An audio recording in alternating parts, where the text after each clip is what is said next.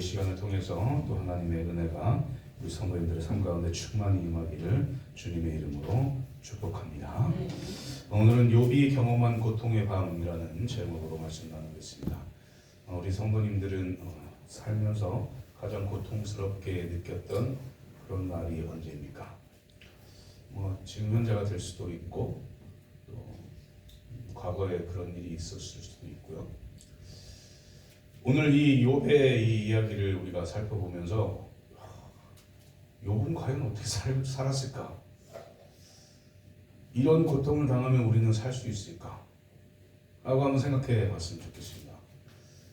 그리고 그 고통 뒤에 욥이 했던 행동들을 보면서 우리도 고통이 오면 이런 마음으로 살아야 되겠구나 라고 한번 생각해 보는 그런 시간 되기를 소망합니다.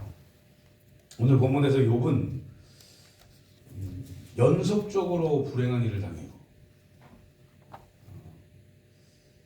한 번 불행한 일을 당하고 한 1년 있다 또 당하고 이게 아니라 하루에 그걸 당합니다.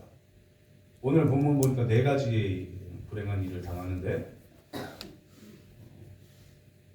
또 이게 텀을 두고 소식을 들은 게 아니라 소식을 듣고 있는 중에 누가 와서 또 소식을 전하고 그 소식을 듣고 있는데 또 전하고 그 소식을 듣고 있는데 또 전한 거예요. 그러니까 이 충격이라는 게 가히 말할 수 없을 정도로 확 몰려왔던 거죠. 욥에게. 우리는 어떤 그런 고통 가운데 혹시 계신 적 있으십니까? 욥이 당했던 그 고통, 욥이 경험한 이 고통의 밤의 내용을 한번 살펴보면 14절부터 15절 말씀 보니까 첫 번째 이제 고통이에요. 사환이 욥에게 와서 아뢰되 소는 밭을 갈고 나귀는 그 곁에서 풀을 먹는데 소 일하고 있고 나귀가 풀 먹고 있는데 평온한 거죠. 스바 사람이 갑자기 나타나는 거예요. 이 스바 사람이 약탈하고 다니는 그런 민족이거든요. 스바 사람이 갑자기 이르러서 그것들을 빼앗고 칼로 종들을 죽였나이다. 나만 홀로 살아가지고 지금 소식 전하러 왔어요. 주인님 하고 이렇게 소식을 전하고 있는데 16절 말씀에 그가 아직 말하는 동안에 지금 소랑 나귀랑 다 뺏겼습니다. 이렇게 얘기를 하고 있는 중에 또 한 사람이 나타나서 주인님 또 얘기를 하는 거예요. 한번 내가 욥이 돼가지고 한번 그 고통을 한번 느껴보세요. 느낄 수 있으실 것 같아요? 100%는 못 느끼겠지만 한번 상상해 보세요. 또 왔어요. 전달 받고 있는데 또 와가지고 뭐라고 하냐면 16절에 그가 아직 말하는 동안에 또 한 사람이 와서 아뢰되 하나님의 불이 하늘에서 떨어져서 양과 종들을 살라버렸나이다. 나만 홀로 피하였으므로 주인께 아뢰러 왔나이다. 하늘에서 불이 떨어져가지고 양 그리고 종들을 죽였대요. 이 말들을 듣고 있는데 17절에 또 뭐라고 하냐면 그가 아직 말하는 동안에 또한 한 사람이 와서 아뢰되 갈대아 사람이 새 무리를 지어서 이 갈대아 사람도 약탈을 하는 민족이니까 새 무리를 지어서 갑자기 낙타들한테 이렇게 딱 해가지고 낙타를 다 뺏어갔다는 거예요. 그래서 다 죽이고 종들도 다 죽이고 그래서 자기 혼자 남아가지고 이제 와가지고 소식을 전한 거예요. 재물을 다 뺏겼어요. 이 욥이 그 당시에 당대의 거부잖아요. 엄청나게 많은 양의 소나 양이나 나귀나 이런 것들이 있었던 사람이에요. 거부였죠. 온전하고 정직한 거부였어요. 욥기 1장 3절 보면은 이제 재산 목록이 나오죠. 어떤 재산을 가지고 있다. 그런데 이걸 하루아침에 싹 다 빼앗긴 거예요. 싹 없어진 겁니다. 하루아침에. 그것도 몇 시간 텀을 둔 것도 아니고 이거 없어졌는데 없어졌다는 소식을 듣고 있는데 또 없어졌다 그러고 또 없어졌다 그러고 다 없어졌어요. 가지고 있는 재산이 싹 없어진 거예요. 우리 주변에 보면은 사업하다가 실패하신 분들도 있고 또 보증을 잘못 써가지고 전 재산을 빼앗긴 분들도 있고 그렇습니다. 있죠. 그래서 보증 쓰지 말라고 얘기하잖아요. 절 쓰지 마세요. 보증 쓰지 마세요. 성경에도 보증 쓰지 말라고 얘기 나와요. 그러니까 쓰지 마세요. 지금 보증을 쓸 수가 없나요? 그렇다고 합니다. 그러니까 제가 잘 모르니까 그렇다고 하니까 성경에 보증 쓰지 말라고 했으니 남 그런 거 하지 마시고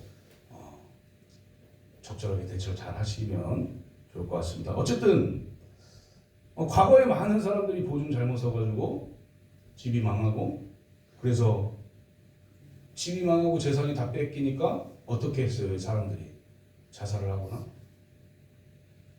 그냥 자기 생명을 그냥 아무렇지도 않게 이렇게 하거나 모든 걸 다 포기해가지고 노숙자로 바뀌거나 이런 일들을 했단 말이에요. 경험하고 심지어는 막 비관해가지고 가족들 같이 죽자 해가지고 같이 죽기도 하고 이런 일들이 이 사회에 있었단 말이에요. 지금 욥은 그 모든 걸 다 당한 거예요. 지금 욥은. 그럼 이 욥은 어떻겠습니까? 마음이 모든 걸 다 뺏겼어요. 죽고 싶었을까요? 너무 힘들었겠죠. 정말 힘들었을 것 같아요. 지금 저희 아버지가 한 10번 정도 사업이 쓰러진 적이 있는데 그래요. 근데 마음이 이거 어떻게 살지? 어떻게 해야 되지? 당사자들은 또 어떻게 했어요? 근데 이 재산을 빼앗기거나 물질을 빼앗기면 그래도 그래 내가 다시 한번 일어서지 라고 할 수 있어요. 그런데 욥은 정말 엄청난 일을 또 이 얘기를 듣는 중에 또 한 번 듣습니다. 18절 19절 말씀 보니까 이게 최고의 불행인 것 같아요. 뭐라 되어 있냐면 그가 아직 말하는 동안에 또 한 사람이 와서 아뢰되 주인의 자녀들이 그들의 맏아들의 집에서 음식을 먹으며 포도주를 마시는데 와가지고 형제들하고 잔치를 벌이고 있었어요. 파티한 거죠. 파티했는데 거친 들에서 큰 바람이 와서 집 네 모퉁이를 치매 그 청년들 위에 무너짐으로 그들이 죽었나이다. 나만 홀로 피하였으므로 주인께 아뢰러 왔나이다 한지라 이렇게 말하고 있습니다.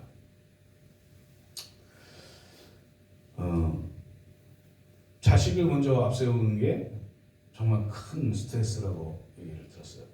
저희 외할머니도 먼저 아들과 며느리가 먼저 소천을 하셔가지고 전 100세에 소천할 거네요. 외할머니가 한 30년 정도를 먼 산을 보고 사셨어요. 그만큼 스트레스가 많은 것 같아요.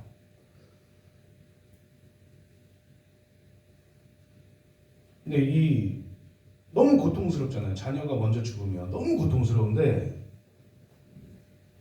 다른 자녀라도 있으면 그래도 그 자녀한테 위로라도 받는데 지금 이 욥은 어때요?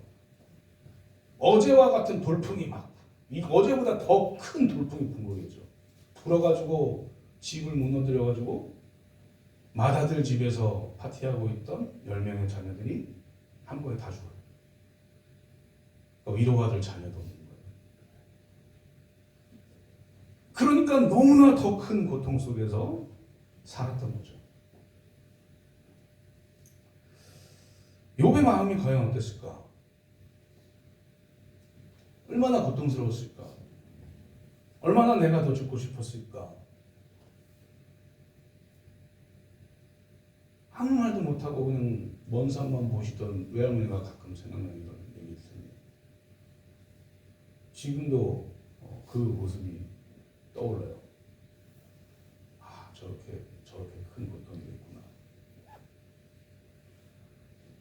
그런데 욥은 이 일을 당하고 나서 했던 일이 있습니다. 그걸 우리가 한번 살펴보려고 하는데 과연 욥이 이런 고통을 당하고 나서 무엇을 했을까? 첫 번째는 슬퍼했어요. 이거 당연한 거죠. 슬퍼했습니다. 20절 보니까 욥이 일어나 겉옷을 찢고 머리털을 밀고, 상반절에 보니까 이렇게 돼 있어요. 이 당시 중동 지역에는 슬픔을 당하면 겉옷을 찢어요. 그리고 머리를 밉니다. 그리고 어느 정도 마음의 상처가 남으면 머리를 다시 길고 다시 예전처럼 돌아오는 그런 어떤 풍습 같은 게 있었는데, 욥이 너무 슬프니까 이 네 가지를 당했을 때 마지막 일 때문에 더 슬펐을 것 같아요. 마지막 일을 당하고 나서 진짜 땅을 치면서 뭐 겉옷을 찢고 머리를 막 밀고 막 그랬어요. 근데 우리가 이제 생각해봐야 될 게, 그리스도인들은 천국의 소망을 두고 사니까 슬퍼하면은 안 됩니다. 성경은 한 번도 슬퍼하지 말으라고 얘기한 적이 없어요.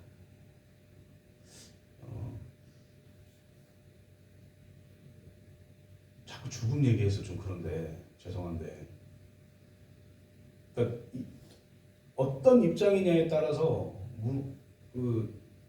드러나게 슬픔을 표현하지 못할 경우도 있습니다. 나로 인해서 다른 어떤 파생적인 일들이 일어날 때 참는 거죠. 그런데 성경에서는 너희들 슬프면 슬퍼하라고 해요. 예수님도 나사로 죽었을 때 슬퍼하셨어요. 예수님이 구원하러 오셨는데 천국을 주시려고 오셨는데 예수님은 뭐하러 슬퍼하겠어요. 근데 하나님은 허용하시는 거죠. 인간들에게. 슬프면 슬퍼해라. 슬픈데 눈물 참고 그러지 말고 슬프면 울어라. 내 독생자 예수도 나사로 죽었을 때 울었고, 예루살렘 성이 무너질 것을 환상을 보시고 눈물을 흘렸어. 성경은 누가복음에 보면 나옵니다. 눈물을 흘려요. 그런 겁니다. 우리는 천국의 소망을 두고 사는 사람들이지만 슬픈 건 슬픈 거예요. 여기서 우리 눈물 안 흘리시는 분 계십니까? 아무도 없어요. 인간은 다 눈물 흘린다. 진짜 인간 같지도 않은 인간이라고 말을 듣는 사람들은 눈물이 안 날 수도 있겠죠. 하나님은 감정의 표현을 인간들이 하게 하셨어요. 그래서 우리가 알아야 될 게, 장례식장 가서 울고 싶으시면 우셔도 돼요. 물론 그게 제가 막 울고 막 그러면 좀 그렇지만 슬픔을 표현할 수도 있습니다. 자녀들이 슬픔을 표현하지 않는 것도 좀 약간 이상할 수도 있죠. 사랑하는 성도님들, 눈물은 마음의 창을 닦는 물, 이런 얘기가 있어요. 눈물 흘리고 감정을 잘 표현함으로 인해서 그게 막 너무 과하고 이러지 않아도, 그런 거 있잖아요. 장례식장 가면은 아이고 이제 오면 언제 오나 막 이러면서 울잖아요. 옛날에 우리 선조들이 이제 가면 언제 오나 하면서 막 울잖아요. 여기 다시 안 와요. 그러니까 잘못됐다는 거죠. 천국에 가는 거 당연히 우리는 알죠. 그러나 슬프면 슬픈 표현을 하시고, 기쁘면 기쁜 표현을 하시고, 즐거우면 즐거운 표현을 하시고, 그렇게 살아야 돼요. 그게 건강하게 사는 방법이고, 이게 하나님께서 막지 않으시는 겁니다. 인간에게 주신 자유의지 가운데 그렇게 할 수 있는 거죠. 사랑하는 사람이 죽었을 때 욥은 저렇게 했어요. 슬퍼했어요. 우리도 슬퍼합니다. 슬퍼하지 않을 수는 없죠. 천국의 소망을 둔 우리가 슬퍼할 수 있느냐? 슬퍼할 수 있어요. 그러니까 슬플 때 슬픈 표현하시고 그렇게 살아가시기를 소망합니다. 두 번째, 이 욥은 뭘 했냐? 하나님께 예배드렸습니다. 20절 뒷부분 하반절 보면 땅에 엎드려 예배하며 이렇게 돼 있어요.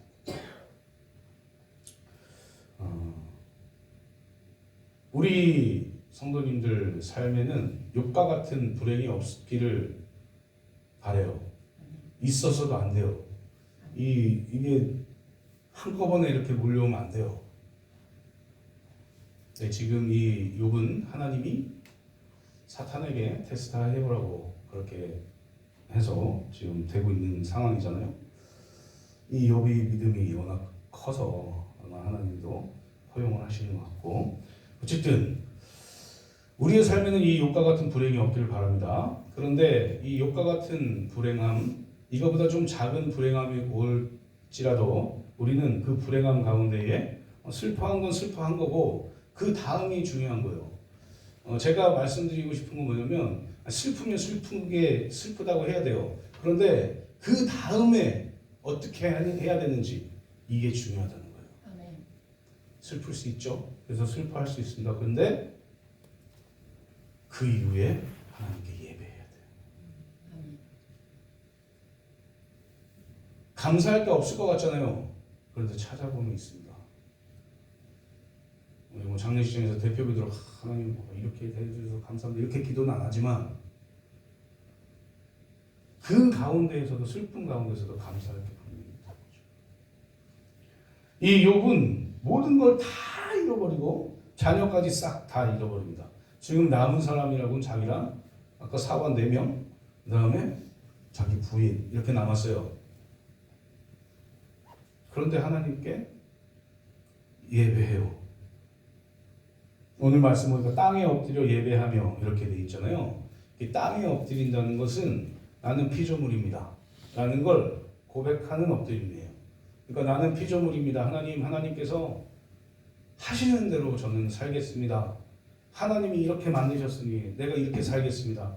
하나님이 이렇게 만드시면 나도 이렇게 살겠습니다 하고, 나는 피조물이라는 것을 고백하며 인정하며 땅에 엎드리는 그런 예배를 드리는 거예요. 최고의 겸손함으로 예배 드리는 거죠. 욥은 만약에 우리였으면 어땠을 것 같습니까? 한번 상상해 보셨어요? 제가 서론 부분에 좀 상상 한번 해보세요. 상상해 보셨어요? 저 같으면 못할 것 같아요. 원망할 것 같아요, 하나님. 그만큼 제가 덜 성숙한가 봐요. 원망할 것 같습니다. 하나님 어떻게 저한테 이럴 수 있어요? 어떻게 재산만 가져가시지 자녀들은 왜 갖고 가십니까? 이렇게 했겠죠. 근데 욥은 어떻게 해요? 하나님께 슬픔을 표현하고, 내가 피조물이니 하나님 마음대로 하십시오. 하나님께 예배해요. 우리의 믿음이 이렇게 가기를 소망합니다. 힘든 일이 있을 때, 힘든 일 겪고 나서 진짜 어떻게 하나님, 내가 이제 다시는 하나님 믿나 봐요 이렇게 하지 마시고, 그런 어려움이 있다 하더라도 바로 돌이켜서 하나님께 예배드리고, 하나님 다시 일어서겠습니다, 하나님 도와주십시오 라고 고백하는 그런 믿음으로 살아가시기를 소망합니다. 우리는 그냥 피조물일 뿐이에요.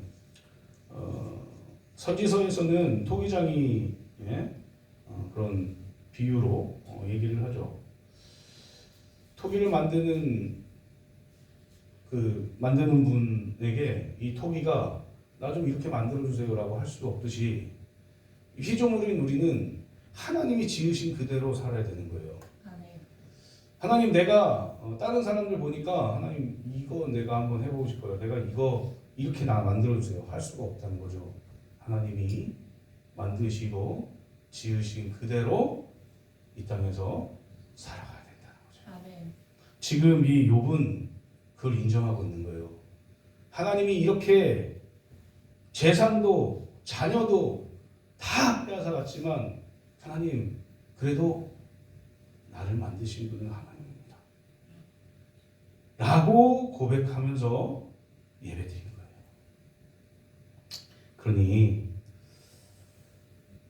내가 피조물이라는 걸 인정하십시오. 그리고 교만을 내려놓고 겸손하게, 이 욥기의 마지막을 보면 하나님을 예배하고 찬양하고 창조주이신 하나님을 찬양하고 이렇게 돼 있어요. 그게 욥의 어떤 그 쓰인 목적인 거죠. 우리의 삶이 그래야 돼요. 어떤 상황에서도 하나님을 예배하는 삶. 어떤 상황에서도 하나님께 내 모든 것을 맡기는 삶. 나는 피조물이니 하나님께서 하라 하시는 대로 살겠습니다라고 고백하는 그런 우리가 되기를 주님의 이름으로 축복합니다. 이제 말씀 맺도록 하겠습니다. 사랑하는 성도님들, 우리는 어쩌면 세상을 살면서 어려움도 겪고 고통도 겪고 내가 이런 고통까지 겪어야 돼? 라고 말하고 살 수도 있어요. 그렇게 살지도 모릅니다. 이 이후에 그런 삶이 올 수도 있어요. 그럼 과연 어떻게 하실 겁니까? 예수 그리스도를 믿는, 하나님을 믿는 우리가 어떻게 사실까요? 하나님을 비방하고 하나님께 막 하나님 왜 나한테 그러냐고 이렇게 얘기하고 사시겠습니까? 아니면 인정하고 하나님 이것도 하나님께서 이것을 통해서 또 더 좋은 것들을 우리에게 나에게 주시려고 하시는군요 라고 이 피조물의 입장에서 하나님을 인정하고 예배하면서 사시겠습니까? 그 결과는 완벽하게 달라요. 하나님을 떠나지 마십시오. 하나님이 하신 일들을 인정하고 그 인정한 가운데에서 하나님께서 주실 은혜를 생각하세요. 그리고 그 은혜 가운데 온전한 삶을 살아가시는 저와 성도님들 되시기를 주님의 이름으로 축복합니다.